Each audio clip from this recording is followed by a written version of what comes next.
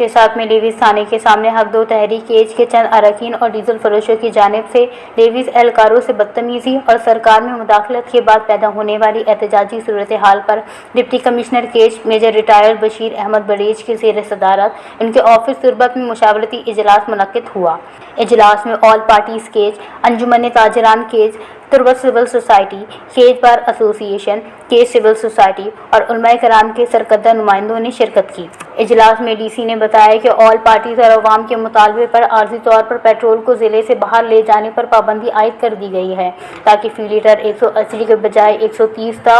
100 تک پہنچا کر مقامی لوگوں کو اس مہنگائی میں بھی ریلیف مل سکے، لیکن ڈپو مالکان اور بڑے سیٹ غلط بیانی کر کے رکاوٹ بن رہے ہیں۔ اجلاس میں شریک تنظیموں اور علماء کرام نے عوام کے مفاد میں ہونے والے فیصلوں پر ڈپٹی کمشنر کیج بشیر احمد بڑیچ اور اسٹینڈ کمشنر تربت عقیل کریم کو مکمل حمایت کا یقین دلایا۔ اجلاس میں وکلاء نمائندوں نے کہا کہ وکلاء غلط کاموں اور بلیک میل کی نیت سے کیس کرنے والوں کا ہرگز ساتھ نہیں دیں گے۔ اجلاس میں ڈی سی کیج نے کہا کہ کیج کے دو اہم مسائل لاپتہ افراد اور کاروبار بہتر کرنا، یہ دونوں مسائل اپنے دور میں حل کروں گا۔ گزارش ہے کہ ضلع کیج کے اسٹیک ہولڈرز اور کیج کے عوام 1 تا 2 مہینے تک مجھے موقع دیں، پھر گلے کا موقع نہیں دوں گا۔